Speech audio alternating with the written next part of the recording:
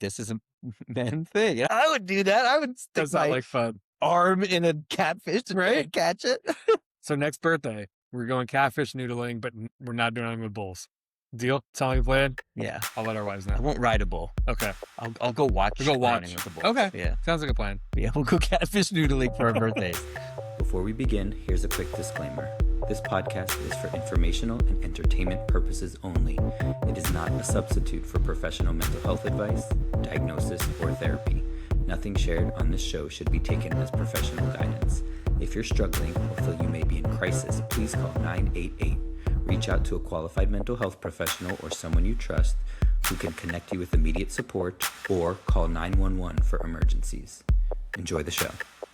Welcome, everyone, to the Man Up Together podcast. My name is Alex Peskin, and I'm here with my lifelong friend and co-host, Bobby Jacobs. We're getting into another exciting episode today. Yeah, we're together. We're manning up together in person, which is exciting. Different than the last episode. It was cool to see that we could do it. Yes. When we are not together, but already just sitting here, I much prefer this. I think this is better. It was cool to be with my family. Absolutely. For a whole week. That was a lot of fun. Thank you for bearing with us. We had a little technical difficulties with recording, but then also really hard to edit an episode when I'm away. I think it was 3 days late dropped, but it's here nonetheless. Going to get back to our Tuesday drops. But thank you, everyone, for listening, for your patience, for all of it. We're back at it now. Yeah, it's going to be a lot of fun. We got a fun episode planned. I'm super excited about it. Had a good week. Had a good weekend. It was fun. We had a good weekend and, kind of recharge a little bit for the week ahead. So it's going to be a good one. Yeah. Don't hate that the kids are going back to school now. No. It was very fun with them, but lack of structure changes things a little bit. So no, I know my younger one. She's been needing structure in her life. I'll leave it at that. It's been a lot. So good week. Go into the weekend. Had the Masters. A lot of fun. It's one of the things about the Masters for me is that all the tradition and all the things that come along with it. I think it's fantastic. Well, now that you're a resident of the state, we gotta. I mean, listen, we get in that lottery every year. Signing up for the lottery. I think I finally convinced my wife to sign up for it. So yeah, maybe we'll be able to do that and get to Augusta together at some point. Cool. So it'll be a lot of fun. And congrats, Rory, second Masters in a row. As we sit here, it was earlier today. I was surprised that 6-stroke lead was the biggest ever after 2 days, but I was talking to someone about it and they're like, well, sometimes you win by like 1 or 2. I was like, right. I guess that's true, but still I feel like, well, you look at some of the other tournaments, right, where people, Tiger had won, I think, the Players or the U.S. Open. I think he won by 20-something strokes at one point. Pebble Beach or something. Right, and you look at that, but I think the Masters, again, I think that's part of the lore of the Masters is that it's just so close. And we were sitting at dinner earlier today talking about it, and I just think it's so, I mean, the athletes are incredible. Let's put them where they should be. But after 72 holes, 4 days of golf, all of the things that come along with that, it is 1 or 2 strokes that separates these guys from the green jacket and the not green jacket, right? I mean, yes. Well, hold on. Is that actually so surprising to you, Bobby, based on what happens when we compete against each other? No, absolutely. Our competitions are I would say, just as traditional and magical and but we're talking about beer pong at this point. It's about the level, right? They're at the highest level and they're all there. We are at maybe, I guess, the same exact level because however many games of beer pong we play, most of them go to overtime and we win just about the same amount. Also, we played a round of golf once for your birthday.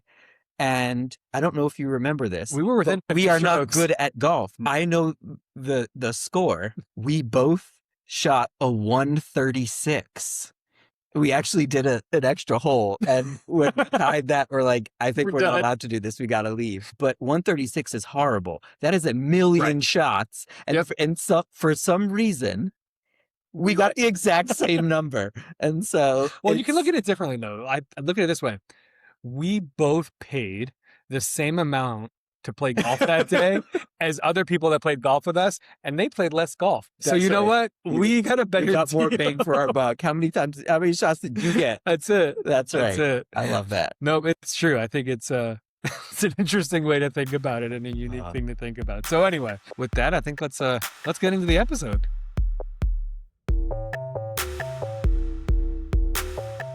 All right.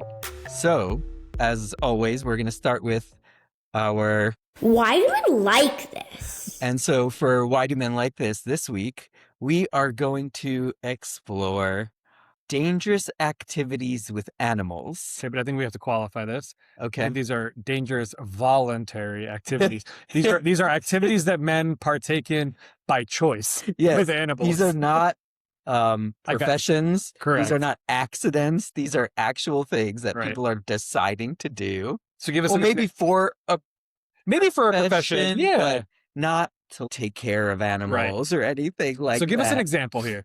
Actually, I'll give you a few examples. I'd like to go, let's see which ones you would do. And I think maybe that I have this in some sort of order here. Okay.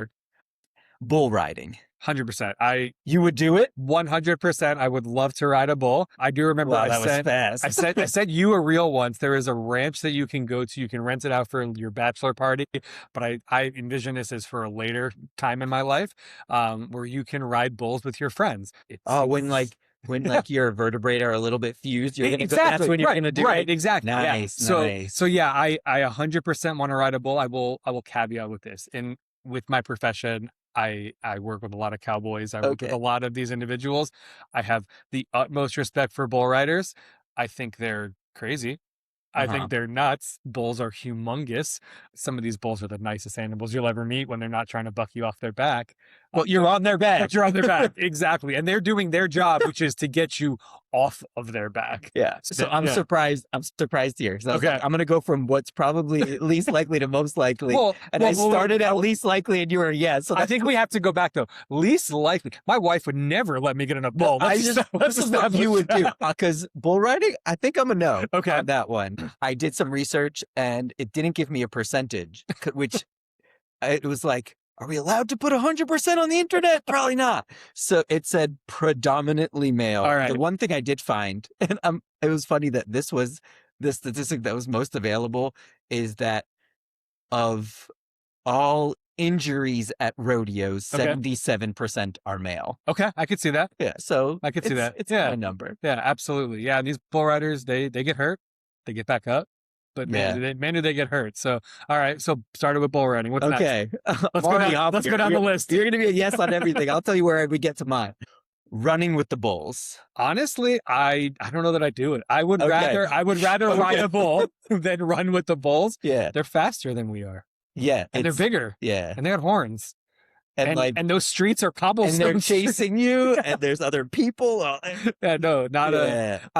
We're not the biggest people. We can't like bulldoze other people. I want to watch the running of the bulls. I would like at a bar on the side. I want to observe this with a beer in my hand. I would go to the running of the bulls with you, and I would also not participate with you. Right. I think we would probably have to tell our wives and sign waivers and be like, we promise we're not going to participate. Sign waivers. Our wives love that. Okay. Good. Diving with sharks. Yeah, I love diving. I've had the opportunity to go.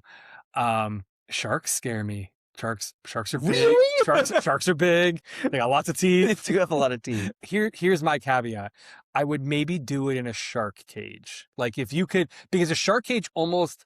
That sounds worse to me. But it almost guarantees that you at least won't get eaten by the shark. Now, the shark cage may trap you inside of it. That sounds scarier, honestly, to me. But I don't know. I think it depends on the shark, right? Are we talking about nurse sharks? Because hey, we caught sharks. We did. We caught sharks. Little tiny sharks. I'd give it a maybe. You're a maybe. Yeah, I'm a maybe. I'm pretty sure I'm still a no on that one. Even with especially with the cage. Okay. All right. So we've done bull riding, running with the bulls, diving with sharks. All right. The next one is alligator wrestling. And so stipulation, I will give you 6 months to train with a professional alligator wrestler. I think it would be, you would have to get me there the first time to do it. I think once I had some idea of the technique involved in alligator wrestling, that's not like a go do it right now. No. Thing. I think if I had some idea of the technique, I would maybe want to try it. Now, do I get to pick the size of the alligator? Are we talking like maybe like 5 foot. If you could literally wrestle the alligator, that's cheating. Okay. This is the ones where they open their mouth and they put their face in and they go like that with their hands. And alligators are faster than I am.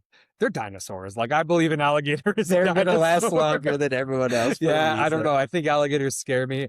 I remember I was on a bike ride once when we were in Gainesville, and we were going down in Payne's Prairie, right? So it's prairie. And I'll never forget, I was just kind of in the zone, not paying attention. And thankfully, I looked up half a second and there was an alligator just in the road. I would have ran right over said alligator. Probably had to wrestle myself away from the alligator. You had to change your underwear when you got home. 100%. But yeah, oh my God. I think I'm less than 50%. If we think of like diving with sharks was like 50%. So that was I just ranked them. Yeah, I'd go to sharks first before I went to alligators. Okay. What about you? That's a good point. Yeah, I'm a no. I'm a no on that one. I think it's cool. When I seen it, I'm a no. Traditionally, this is something you will find in Florida. Florida man. The Florida man thing is called Florida man for a reason. That's generally what is happening. This is usually on Native American reservations, and traditionally it was a male experience. Was it like a rite of passage kind of thing? I didn't read too much into it, but they said there's not statistics. There are likely women, but it's mostly male. So I'm going to go with the bull riding level of predominantly male. Oh, did we say for running with the bulls? Do you want to guess? I'm like thinking back to the pictures you see on the internet, right? I'm going to go with is it like above 65% male? A little bit. Okay. 94. Just a little bit. It's 94% male. And so all the wives and girlfriends are sitting going, look at these idiots running with the bulls. Exactly. Shark diving is about 2/3 male. Okay. It's similar to scuba diving in general, which is 2/3 male. Interesting. But 94% running with the bulls. Just about 100% bull riding and alligator wrestling. Interesting. Okay. How about catfish noodling? I want to go catfish noodling. I would go catfish. Here's the thing that would scare me.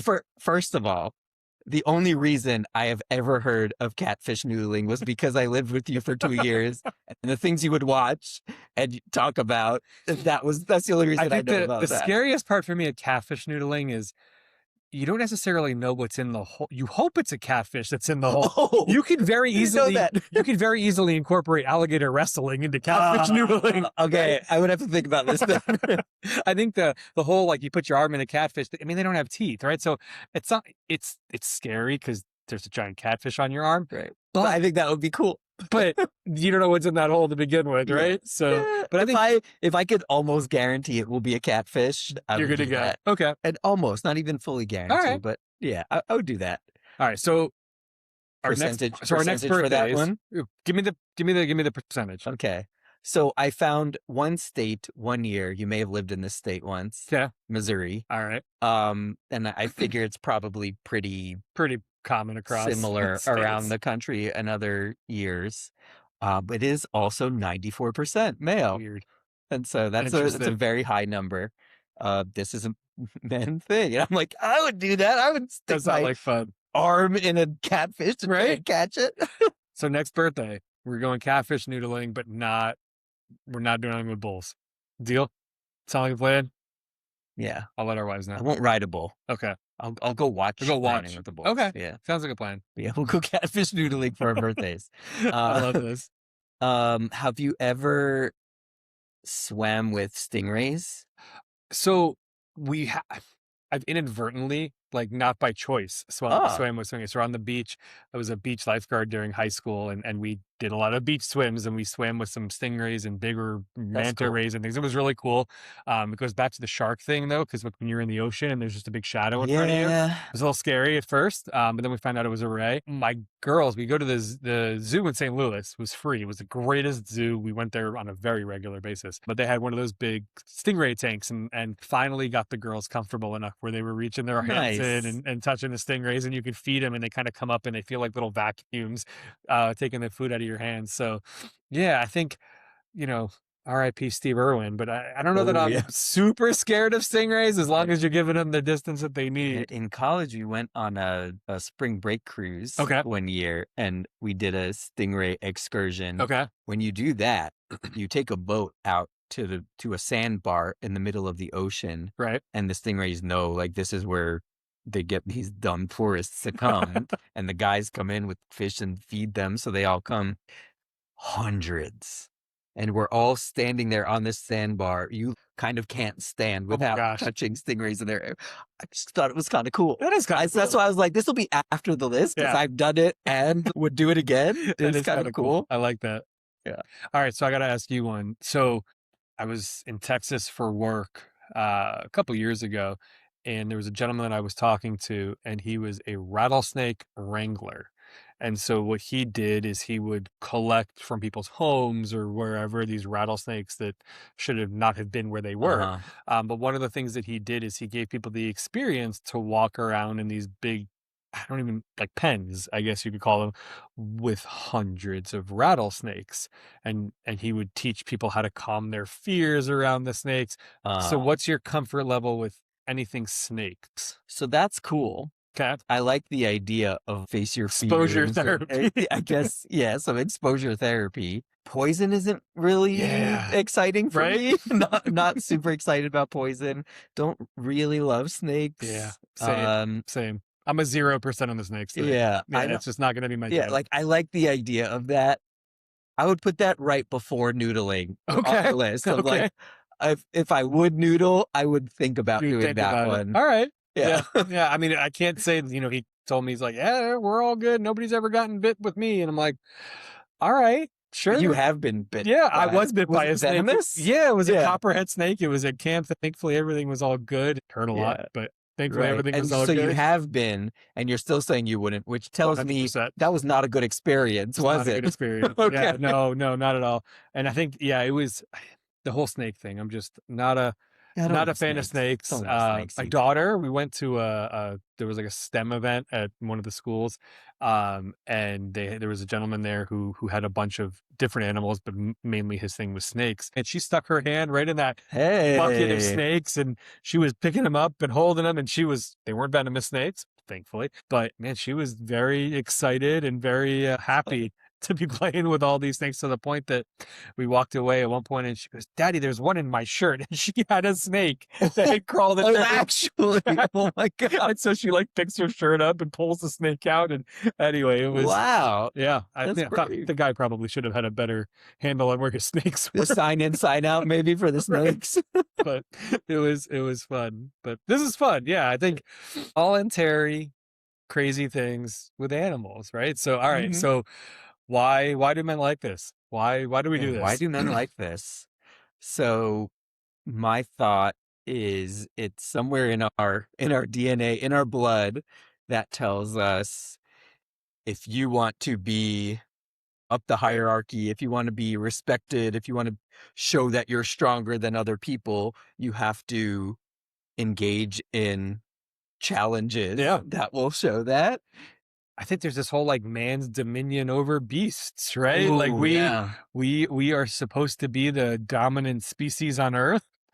I still think alligators are scarier than any people I've ever met. A snake could bite you once and that's the end. Yeah, right. But I think there's part of that, right? It's this, we're number one, therefore we should show that we're number one. I agree with you. I think it's a hierarchy thing, showing that you're a man. Now, why that means you're a man, guess is as good as mine on that one. But I agree with you. I think it's a lot of the same things we've talked about of why do men like this. It's because society has programmed us into saying, well, you're a man, therefore you should go swim with sharks, you should go wrestle an alligator, you should go ride a bull. I mean, all of those things are crazy, right? And you think about the risk of bodily harm when it comes to that. And I think that's part of it too for some people, is why do men like this? I think it's that desire to show that you're not scared of getting hurt, right? Yeah, I like that. I think that makes a lot of sense. Right?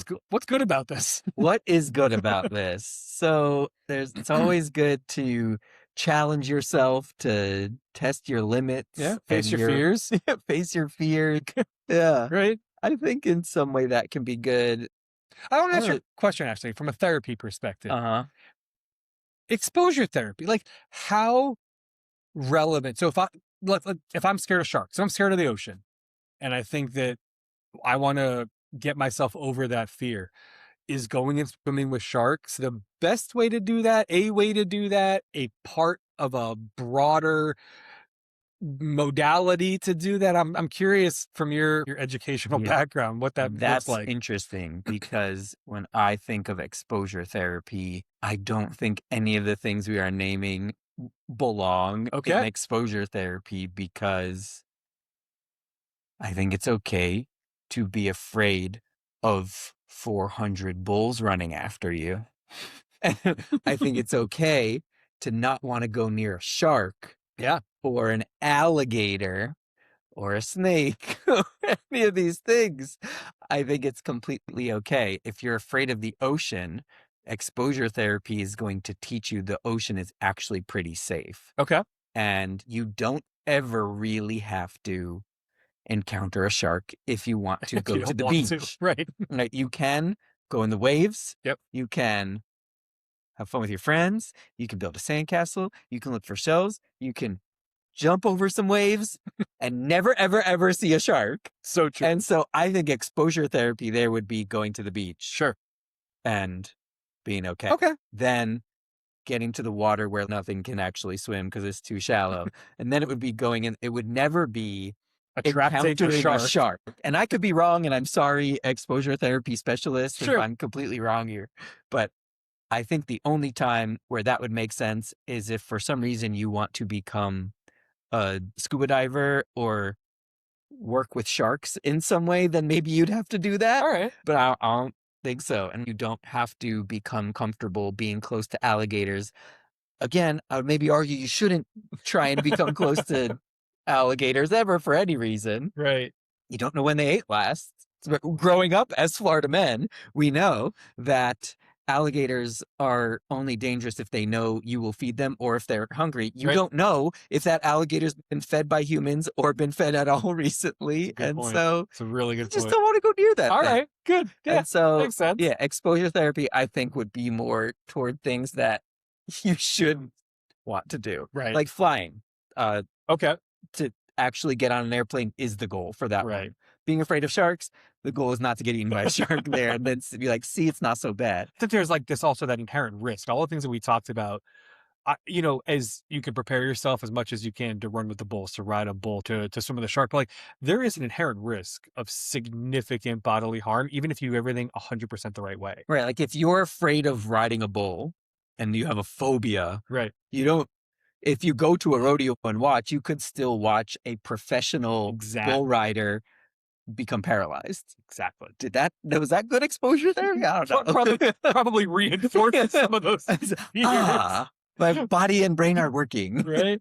But maybe that gets us into why are some of these things maybe not so good, right? So obviously I think it's that there's a risk of harm, bodily harm. I think anytime you put yourself in a position voluntarily, now I'm not saying that we should avoid anything that potentially risks us of getting hurt, right? Getting in your car and driving to the grocery store, there's a risk of potentially getting hurt.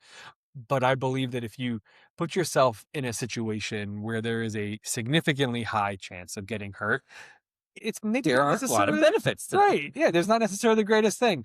I think one of the other things too is it's reinforcing this stereotype, right? This is how you show you're a man, is by riding a bull. This is how you show you're a man, is by insert the crazy activity, right, that we were talking about. And maybe that's not necessarily the case. Let's actually try and get there in a minute, because I like what you're saying. I want to pause you there because you're saying, why is this actually a man thing? Why is this what it's like to be a man? Right. So we're going to hold that for a second so that we can close out this one, because there is one more thing that I wanted to help you understand about this project that you and I are doing of starting a podcast here. Okay. I'm going to give you some bad news. All right.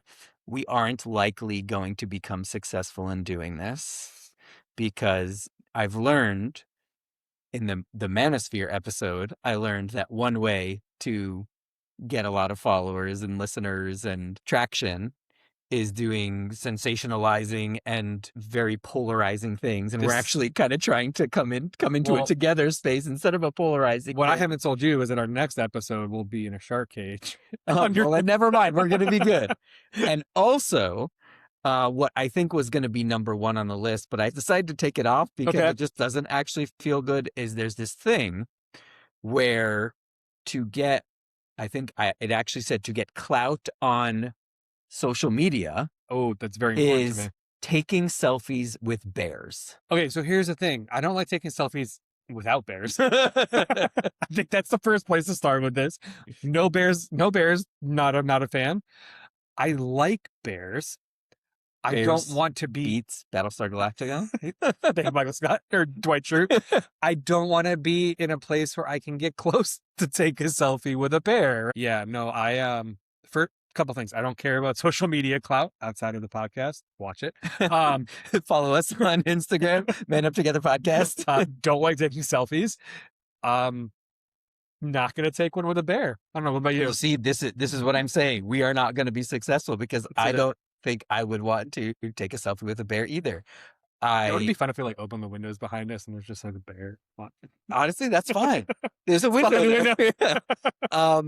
But also couldn't find good statistics on if this one's male. Anecdotally, though, I'm not sure it was super male dominated. And so that was an interesting thing too. I did find that bear attacks are predominantly to human males. Right. But that's because it's more common that men are hiking and hunting in those kind of things. Areas. It's like 80%. Interesting. But the anecdotal, I like the first 3 articles I found of this going wrong was one man, one older woman, and then a group of people that was male and female. And so I was like, maybe this isn't a man. It's not a man thing. Maybe it's just a maybe we shouldn't be giving kids little teddy bears. One of them I saw was, and I read the highlights of the articles. I didn't actually go down too many rabbit holes here, but they were taking baby bears and holding them. And isn't that listen? There's one thing you learn about bears. like mama bear? Isn't that called a thing for a reason? The mama bear instinct. Yes. There's one thing you I learn will about rip bears. your head off. That's it. 100%. Yeah. Yeah. Well, leave the baby bears alone. If you want to take a selfie at a distance. If you have ideas on how we can become popular without taking pictures with bears or cage diving with sharks. Yeah. Or what did the guy call it in Manosphere? Clip farming? Clip farming. Or clip farming. You let us know. Yeah. We love your help. Yeah, we do want to hear it. And if you want to see me ride a bull, one day. Maybe. Yeah. See, no, maybe we will be successful. We'll see. We'll see how that back. We'll see how that back deals. I don't want to get on my bike because I might hurt myself. But hey, we'll hop on a bull. Now that is a perfect segue. There we go. What we're going to talk about next. Thank you for that, Bobby. Okay.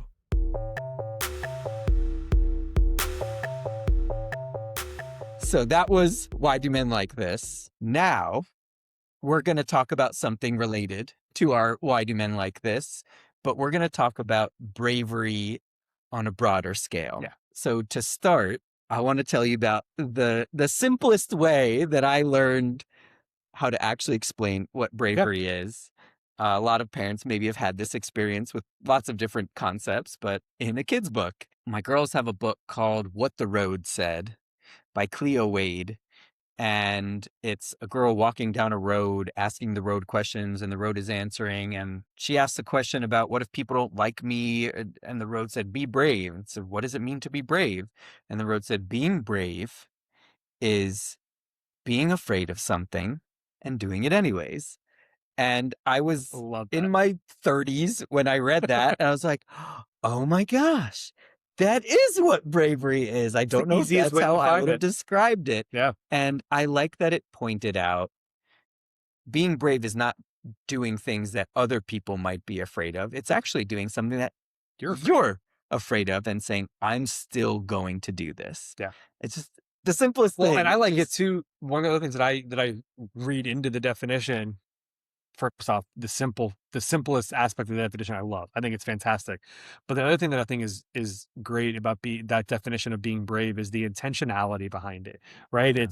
It's being scared of something, recognizing that you're scared of that thing, right? Uh-huh. And then doing it anyways. Having that intentional thought to go after it and put yourself in a place where I'm scared, I'm going to do it anyways. And I like that kind of thought process because I think sometimes we maybe misconstrue or we equate bravery and overcoming a fear. And I think that in some ways they're related, but there's that intentionality of I'm scared of something, I'm going to do it anyways. So therefore that is being brave. And I don't know, Yeah. love that I definition. like that. When you're talking about that, I'm hearing it as there's a difference between being fearless and being brave. Yes. Yes. And fearless is when you'll The you'll absence do of things fear. where other Yeah. people might have to be brave. Right. And I imagine there's something wrong with your fear gauge if you're fearless. Like you should be afraid of some Sure. things, but brave is a real experience you're going through. And now after reading that, I'm very specific with my girls when Yeah. we're talking about something that they're afraid to do, because we say, what does it mean to be brave? I love It's that. okay to be afraid to do this and to do it if today you want to be brave. Right. And I It's a love choice. it. Gave me such Right. good It's a choice. language. Yeah. I love that. I really, really love that. Mhm. Great book. Kids book. Yeah. Right. Right. What was that statement, the quote of all the things I need to learn in life I learned in kindergarten? Well, there you go. All the things I need to learn in life I learned from a kid's book. Yeah. Unfortunately, it was when we were reading them to our kids and not in our own books when we were kids. You get to that point, right? Eventually, right? Yeah. No, I love I that. also got a really good understanding of quantum physics For babies. in Yep. quantum physics for babies. So What was the other one? I think there was astrophysics for Yeah. babies. rocket science. Rocket Yeah, science for rocket babies was a good one. Learned Yeah. about aerodynamics in Right. that one. So Yeah. yeah, all the important things. College, high school, useless. Should have just gotten rocket science for babies. So we're talking about being brave. Yeah. We're talking about dangerous activities usually men are doing with animals. And so choosing to do it. So what I wanted to talk about is why we have skewed in certain directions when it comes to what is brave. Right. And Well, I so- think it's a conversation of what society views as brave versus all of the things that we do every day that I think we consider to be brave. Right? probably braver. If we yeah. take our definition of it's something I'm scared of doing, but doing it anyways, I think we can understand that happens in so many different places. Yes, it happens in people that are scared to get on an airplane and they get on anyways. It happens with people that are scared to go to the dentist and they go anyways, right? But I think it also happens with people that are scared to put themselves out there and apply for a job, but they Mhm. do it anyways, right? Yeah. They put themselves in a position of we're going to keep going back to this word, this vulnerability, but they accept that vulnerability. They understand that vulnerability is something that they're scared of, Yeah. and they do it anyways. That's the interesting part of what it means to be brave generally. Mm-hmm. Are you jumping off of cliffs? Are you alligator wrestling? Generally not. Right? Are you doing those things? Because that is for sure brave. Yeah. And I think the place where we're getting stuck is we're seeing the thing that men are saying you should do Right. is dive with sharks and make sure at least once in your life on your bucket list you run with the bulls. Those are the things that there is this value placed on. Mm-hmm. And you named vulnerability. What is missed with that is what does it mean to be brave in these other ways? Yep. Where the things that I think of are rejection, the fear of rejection, Yep. confrontation, the fear of confrontation, and vulnerability, emotional vulnerability, Yeah. especially. Those are these other types of bravery that I think about that are, at least in what I see day to day with the people that I work with and other colleagues that I talk to and research that is out there, that those are the things that are really scary Yeah. for other people. And we still don't call that bravery. Right. When you try that. The value hasn't been put on it. It's not something that you learn growing up. It's something that everyone is scared of. So they teach you to be scared of it accidentally if they're your parent. And I really something to like think that. more about. Yeah.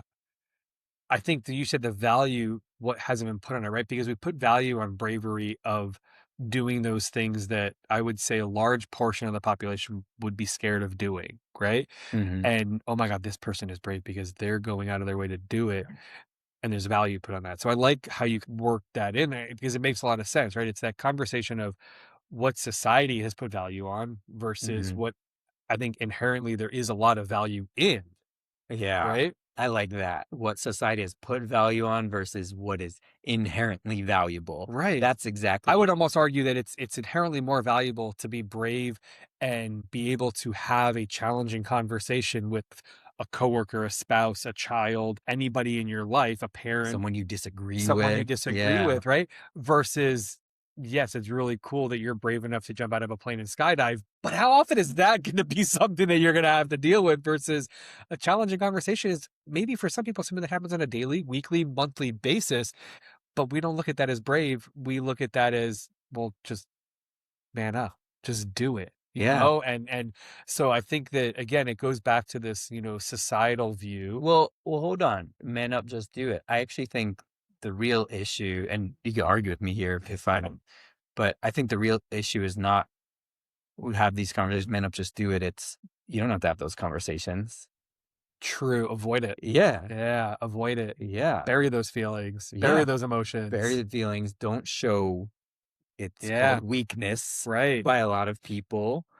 And the things that come out instead are all of these attempts to avoid it with Yeah. it could be humor, it could be rationalizing, Mhm. invalidating.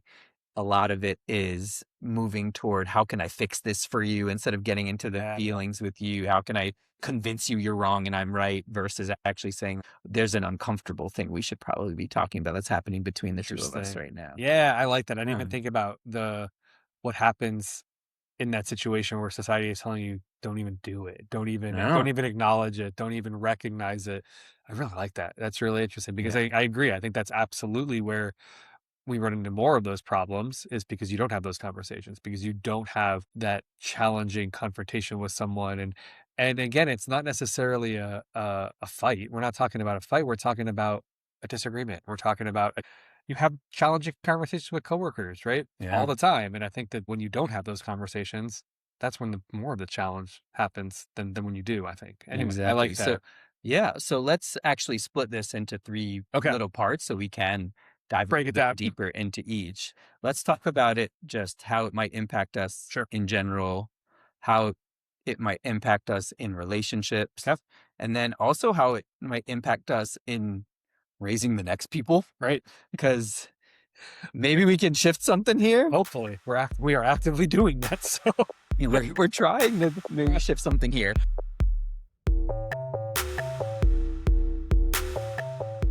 So the first one for me, right, it's the idea of this, what does it mean to think about bravery Mhm. as an individual?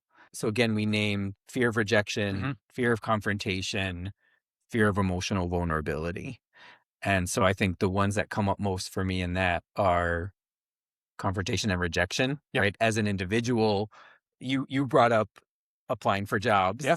You have to apply for a lot of jobs usually to get one, which means you got rejected from just about every job except for that Right. one or maybe two if you were really lucky, Right. lucky and you had options. So that fear of rejection stops people there. But the same with making friends Yeah. and possibly dating. I think it's becoming more and more common that people are finding less risky experiences to be a part of than the ones where you could be rejected. Mhm. And I think the saying goes with this of more risk, more reward, Sure. that people are finding it's safer. You're not going to be rejected if you find your echo chamber, if you find an online community to be a part of, if you're just going into those kind of things, right? Those can be very valuable for people, I would argue, in combination with some IRL stuff where you are actually connecting with other people, putting Yeah. yourself out there, possibly being rejected or not connecting with someone who you would want to. Yeah, I think as I sit here and think about that rejection aspect of it, I'm just swirling in my brain of all the different ways that you can be rejected. And like you said, it's the relationship part of it, it's the friends part of it, it's the work. I think we've all been part of conversations where your ideas are rejected, your thoughts, your perspective is rejected. And sometimes it takes that level of bravery on a conference call, and you have that fear of, well, no, they're just going to tell me my idea is stupid. Oh, yeah. So it gives you that opportunity to, no, we'll be brave. You're scared to say it, but we're going to do it anyways, right? We're going to try to give our opinion in a situation where we may be rejected. Yeah, I like that because I think that connects well with confrontation as Yeah. well, right? At work, if you're lower down and someone higher up says, I don't Sure. like that, fine. That might be the end of the conversation. But Yeah. bringing things up that people might not agree with, I think can be valuable in friend groups, at work, Absolutely. everywhere as well, where it might have to be okay to say something that someone might not agree with.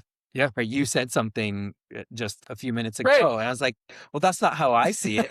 And I could have, right? We're doing a podcast here. Right. I'd be like, yeah, you're right. And just keep going because that would look smoother. But this is the whole point. Yeah. But Yeah.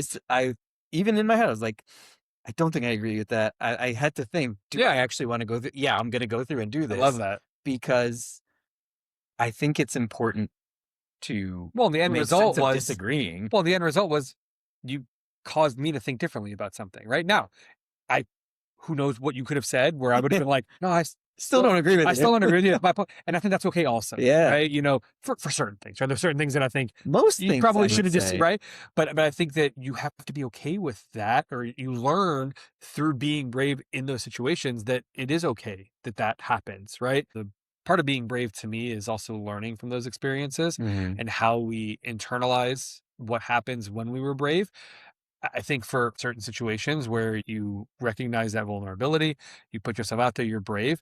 And if it turns out poorly, being brave the next time sometimes is a lot harder. Yeah. If it turns out well, then being brave next time, maybe the exact same, or maybe a little bit easier, right?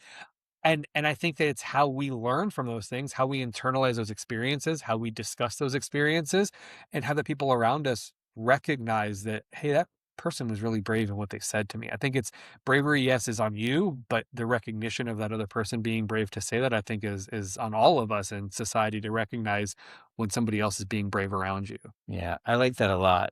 I think of the being brave is being afraid and doing something anyways. The intentionality, you brought that up when I was just talking about the definition in the first place. The intentionality, I think, is lost a lot. It's not being afraid, thinking, oh man, I'm afraid, but I still want to do this. I'm going to be brave and do it anyways, right? I would love for whoever That thought process to go happen. through Yeah. that fully. But what you're saying is, what if I can be intentional about thinking about how did it go when I tried this? Yeah. Oh, it went kind of okay. I'm probably going to be still a little bit scared next time, but I'm going to be brave. I'm going to think I should do this anyways, or it didn't go so well, but I don't want to give up on that. Next time I'm going to be a little more scared. And I'm going to say, you should still try this, Alex. It's Mhm. worth it. Let's be brave. Yeah. I like the intentionality part of that one a lot. And I think that is something that is lost in a lot of this. If we're not intentional about what we can get out of something, we do tend toward just what feels most comfortable. And that's the path of least resistance. Yeah. And I don't want to go too far I don't want to go far at all into politics right now, but I think that's a big part of the problem. I've heard other people talk about politics in the past Mhm. where there was always a lot of disagreement and two sides, and there was conversation and trying to understand and trying to make sense and trying to defeat each other, but still trying to make sense of it, and it doesn't feel very present. I'm as guilty of this right now as the Agree next again. person in the conversation of I'm not going to talk about politics with people. And it's because I don't want to have a conversation that I may find to be difficult. Mhm. That's not brave, right? That's Yeah. avoidant. And I think that I agree with you completely. Again, not getting into politics, but getting into the conversation of around a topic that I think societally we have said, we're not going to talk about this. It's too uncomfortable. Yeah. It causes too much division potentially, unless you're in your echo chamber, in which case you're comfortable. We're not actually having a conversation. Exactly, right? So yeah, I agree. And I think there's Yeah. probably, I can't think of anything off the top of my head right this second, but I think there's probably other topics that people have decided societally of going like, mm-mm, ain't gonna happen, Yeah. So, Like most yeah, things where there's a very strong polar idea, yeah, religion, sex, politics, yeah, those kind of things I think are really tricky. And you're saying you tend away from these kind of yeah. conversations. And I'm trying to think, is it rejection, confrontation, emotional vulnerability? I think we're in the confrontation Oh, one it's with this, 100% confrontation. but you're saying I'm afraid to do this. And I'm thinking, well, why aren't you being brave? Because Yeah, that's what we're talking about right right. now. And for me, I think the big thing is in your brain, you're not calculating a very high percent probability that it becomes a conversation, So true. right? Confrontation is valuable when it's able to become a conversation that's meaningful between two people. And I just don't think that's the climate True. right now, Yeah. where, right, the calculation in your Yeah. brain is it's somewhere close to zero. If this person doesn't think the same way, this is probably going to get real bad Right. and we're not actually going to hear each other anymore. That's not actually Right. confrontation. It's not conversation. It's confrontation for the sake of Right. confrontation. It's not productive. Yeah. Yeah. Confrontation, I think at some level should be productive, right? You're trying to Right. come to a Confrontation is not resolution. how many people can I push when I'm at a bar. Exactly. Yeah. Exactly. No, I like that. That's really interesting. I'm glad you brought the politics side of this, right? Because again, we're not getting into politics. We're getting into a topic that is polarizing. We're getting into a topic Yeah. that requires people, at some level to be brave to talk about and to bring up their political views around something. I think, especially right now, requires a level of bravery, especially in a situation where you don't know if you're in an echo chamber. You don't know if you're in Yeah. a group of people that have a similar, political mindset that you have, right? And I think there's a lot of these things that are society issues right now that are issues that, again, as we think about what drives some of those conversations or what drives the political conversation to be one that we don't want to talk about, they're uncomfortable conversations because of where politics has Yeah. been, right? That's So a great point. yeah, but I do agree that as I think about it now, maybe there is an opportunity to be brave around certain people where I do believe, that Right. calculation, like you It said. might be higher Yeah. than that 1 or 0% Yeah, chance. exactly. I Yeah. really like that. So I agree. yeah.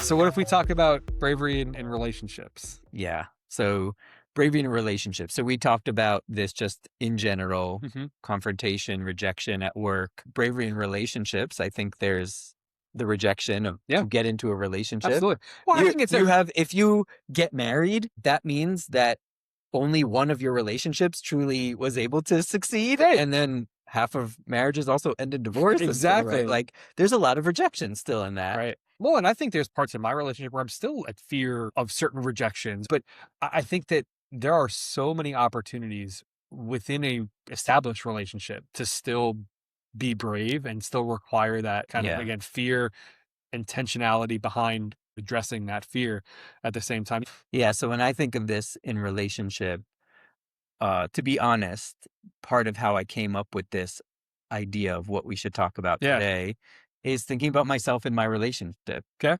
And thinking about bull riding and shark diving. You're doing a lot of bull riding in and- your relationships. To bear with me here and all of that, and realizing that's this thing that has value. But what are the things that I'm afraid of? Yeah. And sometimes it's sitting on the couch next to my wife, knowing there was something that bothered me that day. And I would love to be seen and validated and like taken care of in something. And I can become paralyzed. I'm not going to talk about it. I can't. If I do, I didn't tell my wife I was going to talk about this, and she listened. So, babe, bear with me here. I don't think I'm teaching you anything new about me, but I will sit there on the couch and squirm, and then I'll say, "Oh, I'm going to talk about this thing," and like finally get it out sometimes. And sometimes it goes really, really well. I'm like, man, I should probably do this more. And sometimes it does not go well, and I go, man, this is why I should never, ever, ever do this. And that's not actually true. Right. It feels that dangerous and scary to have some form of rejection or confrontation that doesn't go well in relationship for me, that like I do freeze up sometimes in that. And I actually think the thing that can make the most sense in my head here, the picture of my wife and I when we were just dating, we went on a trip together to Mexico and we went to this cave where there was a 30-foot cliff into a little pool Okay. with little fish that nibble on your feet. And I was like, that's so cool. And we got there and I was like, you're going to come with me? She said, no. So, okay, fine. I went up, I jumped out. It was so cool. I came back. I was like, come on, come with me. We're going to do this again. And she actually ended up going. We did it a few times. And that was one of those be brave, Right. do something exhilarating and dangerous and scary. And I was like, I'll do this 100 times if you want to stay here and do this 100 times. But if my wife does something that I told her bothers me last week and she's doing it again, I'm like, I'm just gonna let it go. I'm not gonna say it out loud. I'll be bothered. I'm not gonna I'm not gonna let it go. Right. I'll be bothered by it. But you won't be brave and yeah, talk I'm about not gonna say that's too scary Yeah. for me, right? Right. 30-foot cliff, hell yeah. Right. Saying something to the woman I love who I want to spend the rest of my life with about this little thing that happened. Oh no. I think so first off, I appreciate that openness. I appreciate the vulnerability. I know exactly what you're talking about. I think you are not alone in any way, shape, or form in that. And you know this as a therapist. But I agree with you. I think that there are times, in my relationship where do I want to bring something up and talk about it with my wife, but I'm scared about what that outcome is going to look like, right? And Mhm. so a lot of the times for me personally in my relationship, I'll be vulnerable like you.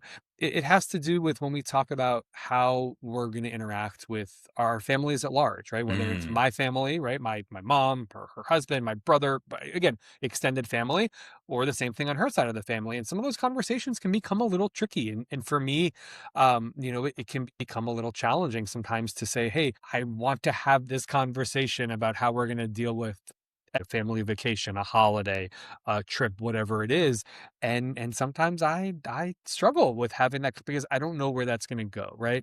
And I think part of this is I continue to think about bravery is it's what is out of my control is how that conversation is going to go. How she Is going to takes the exactly, conversation. yeah. And so I think that's the part that I'm scared of is I can't Mhm. control that. I can't dictate how that's going to happen, and that's what scares me about the situation. And yeah, sometimes I don't say anything, and just like you, I don't let it go. But For sure not. it sits right here for a few hours, few days, whatever, what have you. Forever. But there's other times where we have the conversation, and Yeah. sometimes it goes great, and I'm like, you idiot, just talk. Right? Talk to the woman that you love that you could talk to, and then sometimes it doesn't go as good. And I think both of those Right. either reinforce that fear of having those Right. conversations. When Right? it doesn't go well, our nervous system sometimes can Yeah. feel like it's catastrophic. Absolutely. However, not catastrophic we know it is. Right. It feels that painful, sometimes literally painful. Absolutely. And it makes me think about like the way that we talk about it in therapy is bids for connection. Okay. When you are in a romantic relationship, the way that we feel safest is in connection with each other, secure attachment with each other. And so when we are feeling disconnected, some sort of distance, one way to fix that is to attempt through a bid for connection. Interesting. Another way, we talked about this in an episode in the past, another way is to withdraw and avoid Right. and go, la, la, la, it's fine that we're disconnected as long as we're not fighting, it's okay. Right. Right. So that is one of the options. Right. Maybe we are talking about that being one of the options actually, but there are a lot of different kinds of bids for connection, right? A bid for connection can be, hey, something bothered me, right? The connection is, I feel disconnected because there was this thing that was important to me and it feels like you ignored it, but I'm going to bring it up and you're going to say to me, oh my gosh, you're right. We just talked about that last week. That must have really sucked. I'm going to try and be careful with that. Oh my gosh, the connection that you can get from that, right? The alternative is, well, here's the reason why I'm going to do it anyways. And now I've felt disconnected from you. Now I feel even more disconnected from you, right? That's that catastrophic feeling that can come from us, even though we can continue to bid for connection in other ways and to repair those kind of moments together. There's also other bids for connection where sometimes we just want physical closeness, just want to be able to talk to each other, right? Not about something important, but just to connect. Sex is often a bid for connection. And so all of these things, there is an opportunity for rejection as well. I could be connected. I could become more connected, or I could become more disconnected by how this goes. And you brought up such an important point in all this. The reason that it actually is bravery is because however well you want it to go, the other person is going to dictate that in some way as well, because you are only half of the story in a relationship. Right. And yeah, that's why it's scary, but also that's why it's so important to get good at attempting these bits for connection and learning how to repair when it turns into confrontation instead of connection, or rejection instead of connection, because those are also really normal and safe parts of relationships. Right. When we talk about what's going to make a successful relationship, we don't say we have to learn to stop disagreeing and we have to learn to stop feeling disconnected or rejection or confrontation. It's we have to learn that those things are always going to be there. And we found safety in knowing how to work through those, whether it's right in the moment or sometimes it gets bumpy in getting there a few hours or a few days later. And so it takes a lot of bravery to truly engage in relationship with other people.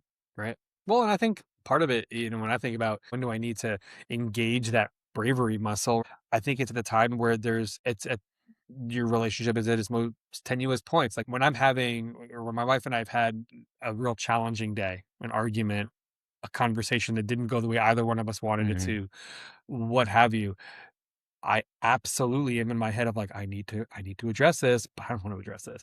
I need to address this. Right. And I think that it's especially, maybe the longer you've been in that relationship, the bigger the connection is, the stronger the connection is that you have with that person. It sometimes it requires that bravery to even be ratcheted up. Right. Because you have to be even that much more vulnerable in front of the person that in my experience, I've never been more vulnerable in front of anybody than my wife. Right. And so, but I gotta be even more vulnerable now. And so I think it just kind of like continues to layer and layer and layer. Yeah. And that's where the emotional vulnerability part comes in here as well, because I would argue when we're talking about being in a romantic relationship, whether it's rejection, confrontation, what's underneath it is probably always some version of emotional vulnerability. For sure. If you reject me, does that mean you don't love me? Right. Or does that mean I'm going to be alone in the world, or I'm too much or not enough?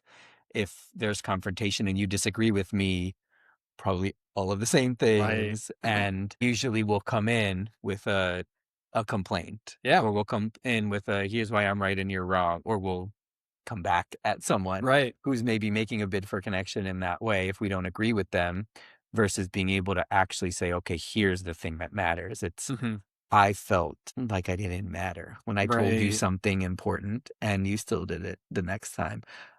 I felt scared that maybe you don't love me anymore because I wanted to spend time with you and you didn't want to spend time with me. There's always something underneath there.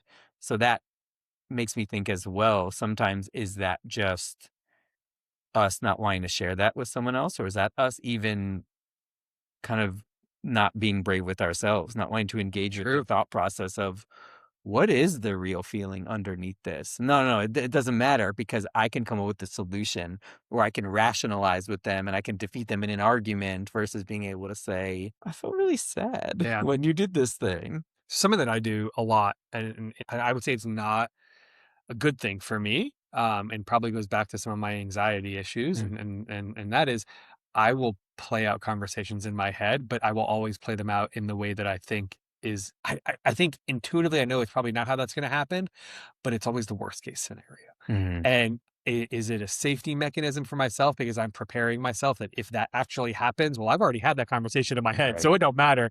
Right. If you aim for the middle, it could have been worse. Exactly. Or is it a mechanism for me to go, well, I'm already envisioning this in the worst way possible. Therefore, anything other than this is going to be bad. I'm prepared. Right. So, I think that's a big anxiety. I'm sure it is. But as you talk about, these, being brave with yourself, I think about, all right, well, what if I didn't catastrophize this in my head and allow that to snowball into this conversation that I'm going to have? Because I would say 9.8 times out of 10, when I actually have that conversation, it goes nowhere near the conversation that I had in my head, Yeah. right?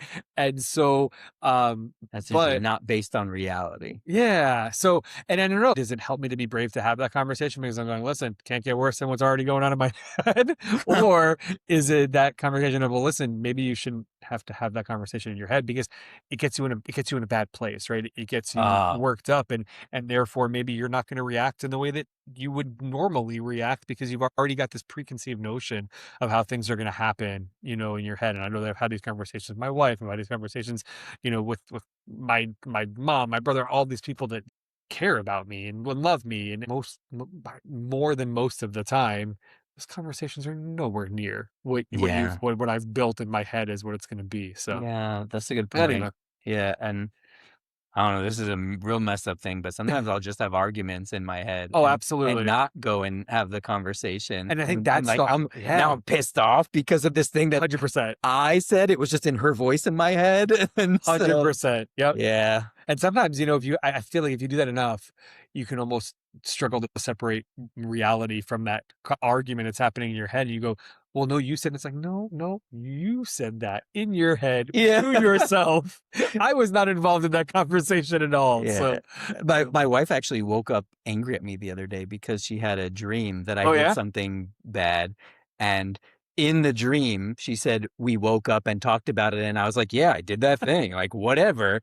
And so when we woke up, she's like, this guy's an asshole. And she was a little pissed off at me until she was able to say, no, this was a dream. We're okay. our It brains, feels kind of similar, right? yeah, That one is fully out of her control. She's sure, not actually doing that, but what we're doing is similar, yet we're actually almost choosing this. yeah. We are doing something instead of the brave thing. Well, it's going to make me Yeah. think too. I think having this conversation with you now is going to make me think about those conversations that I Not have in my doing it. head, right? It's like, no, quit it, stop, Go talk to the real one. Go talk to the real one before it gets too bad. have the conversation. Yeah.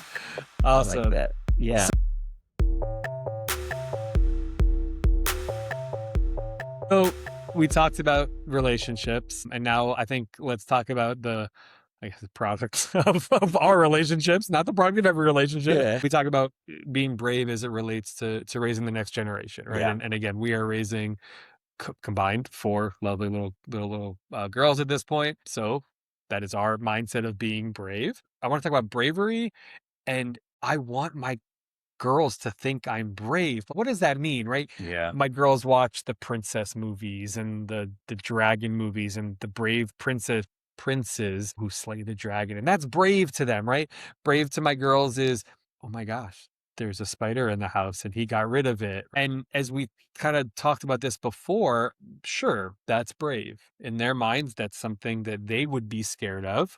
Right. And then this other person is choosing to do that. So therefore, Well, we actually know that if it's a venomous snake, you are Yeah. not going to be the one, but your daughter, she'll just like Yeah, put it in her she'll- shirt and yeah, walk she'll away do with it, it. right? So you're good there. But I think that the things that we hope that they can see are brave are all of those things that we were talking about before. Mhm. The unseen conversations, the bravery that my wife and I have to overcome our arguments that we sometimes have in front of our children. We Mhm. hope to not have arguments in front of our children, right? And I think that what can we do as people that are raising children to change that view of bravery for our kids so that they can see bravery in a different light. They can see bravery in a place that's not coming from slaying a dragon. I like that. I think about the things that are probably what I'm coding as bravery for them. Mhm. And it's trying to ride a bike Yeah. and jumping off the diving board in the pool. And those are physically brave things because they're afraid of them. Yeah. And they might be fun if they try them. But what could be more powerful, brave experiences are these other ones that we're talking about? What if we are having the vulnerable emotional conversations with them? What if, I love that you said, what if they're seeing their parents have to have a hard conversation Yeah. with each other and do an okay job of it? Right. And noticing that they disagreed, but they kept talking about it and they figured it out and they still love each other and they're with each other. These things become just a part of who they are. I guess a question for you, if they have the kill the spider, jump off the diving board things coded in them already, do you actually think they're going to see that and say, whoa, dad sat down and had that emotional conversation with me, or mom and dad had that conversation. That was so brave. I don't think so. I think that we have to do our part in telling them they're brave. So I'll tell you why I say that. So my wife and I have been having some conversations. Our older daughter has been having some challenges at school with friends. And one of the things that we have worked with her on and is putting herself out there, but is also accepting that some people that she thought maybe were her friends or people that she wanted to be friends with at school are not the best people for her to be friends with at school. And so now as I think about this, I wonder how much we can insert bravery into these conversations and being brave to go and talk to a new group of children at school, or being brave to step back from that friend that we thought was a friend maybe at the beginning of the school year and has turned out that he's not the best friend for me. But it's a way to maybe have her think differently about bravery. Yeah, but I'm actually interested in another part of this. Okay. What about when she keeps coming home and saying, I'm sad about this friend, I'm sad about this thing. What if we're actually teaching, wow, thank you for telling me that. Yeah. That was brave that you shared that with me. 100%. Right? What if it's even that first step, right? How to 100%. fix the problem? I'm sure there's some bravery in that. But this is not a podcast about manning up. It's about manning up together, Yeah. doing something different than what manning up actually really means. It's being able to say, what does it look like to acknowledge, understand, admit things in the world a little bit differently about ourselves and men in general? And I think your child coming home and saying, I'm struggling with this, I think that's the beauty. Yeah. They're saying, that's a bid for connection. They're saying, I didn't feel good about this. I could have chosen to go be alone about it and be really sad and figure out a workaround on my own. But instead, I came to my parents. And thinking about my kids, I want them to see that as the bravest Yeah. thing. Don't hide these things. Don't feel like we aren't people who are going to hear you. Don't learn to be the avoider like me and not talk about these things. Actually say that stuff out loud. Yeah, I like that. We have those, you hear the conversations, well, if you got arrested, who's the first person you're going to call? And I don't even want that to be a question to my children. Yeah. Like I'll call my parents. Like, obviously, I don't Yeah. care. Oh no, they're gonna be so Yeah, mad. I shouldn't tell them. yeah. How am I gonna get away with? No, Like 100%. That's the answer to the question. I'm in Yeah. trouble. Right. Yeah, whether it's because something's wrong at school, because you actually got in trouble at school, because you maybe got arrested one day, whatever it is. Yeah, being brave is saying, oh, it's scary to even think about having these feelings, to be saying them out loud to anybody, but I'm going to do it because at least there's people that I think I can trust with this one. Yeah. So I think a little bit to the answer to your question is, do they see that as brave? I don't know. How do we make them see that? I think it's about modeling behavior, right?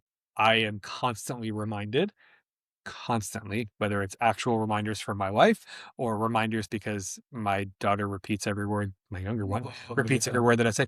Your kids are always watching. At least my kids are always watching. And not only watching, but processing their understanding. So is my daughter coming to my wife and I because she's processed the fact that we can have those conversations with each other? I think that to me is the answer a little bit to your question of, we just need to continue ourselves to recognize what bravery looks like, how bravery can look differently. Yeah.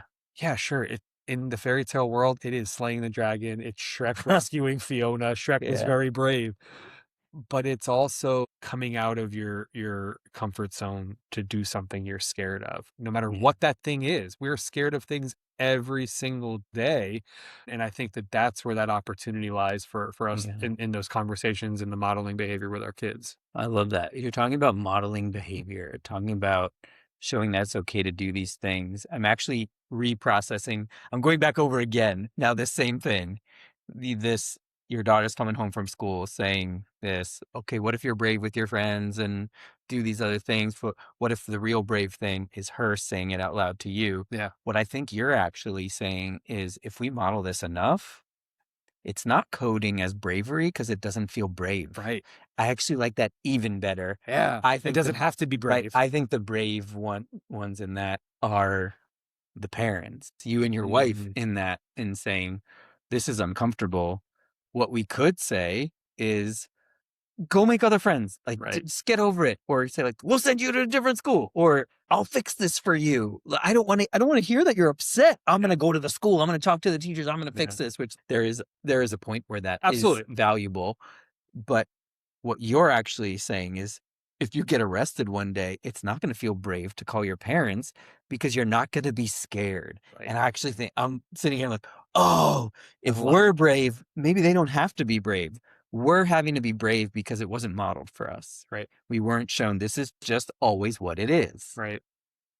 If like it's that. just always what it is, us being brave means maybe they don't have to be as Right. brave. It's just normal behavior. Ah, Interesting.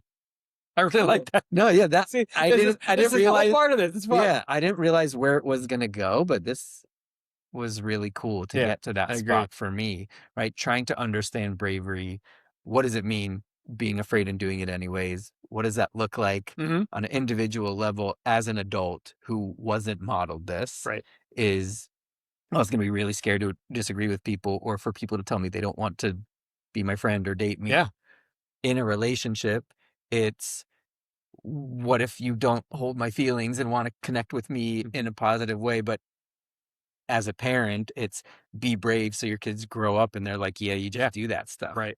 I Yeah. love that. I always told my parents when I had friend problems at school because the first time I did it, they were super supportive. So then the second and third and 100th time I did it, I was like, yeah, It's just normal. oh, something happened at school. I should probably go home and tell these people who make me feel really good when I need to talk about something hard. Yeah. And so I like that a lot.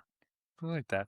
Yeah. And I wonder how we could do that in society, right? Like again, taking it out of just your children. I think it's how we respond to people. I think it's how we respond to other people being brave, right? Like you said, if you could take the fear away from it, then the definition doesn't hold. Right. You know? If we do this a little bit more, Yeah. it becomes common for people in our lives and they'll do it a little bit more, right? It's something that can just feel a little bit more usual. Because what were we talking about before? It's unusual to sit with someone who has different political views than you and say, well, let me ask you a few questions. I Right. want and actually tell me things that I'm gonna listen to. And then after that, I hope you're gonna ask me a few questions and let Right. me talk a little bit. Right? That's just not common right now. I love it. Yeah. Well, this is fun. Cool. Yeah, this is a good conversation. Cool. All right. Well, Yeah, so that's our bravery episode here. Hope everyone enjoyed that.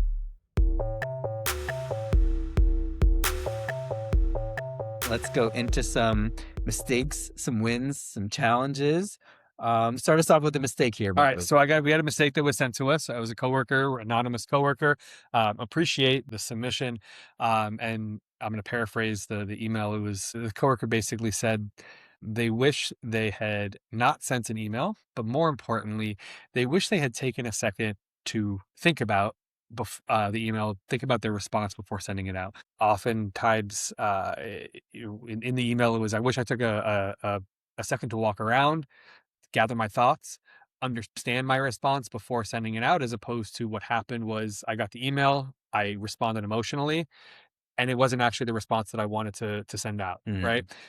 So the coworker has since reached out to the people that the email went to and said, hey, not what I wanted to say. Apologize for that. So again, appreciate you, anonymous submission. Yes, thank you, anonymous. For sending it in. I want to say you're not alone. I have been in this Yeah. situation. I have sent emails out that I regretted sending out. I have allowed my emotions to speak through my fingers on a keyboard very, very frequently. So you are not alone in this. There's two things there, and it sounds like the one thing that they keyed on is what I want to learn from this is to slow down. Yeah.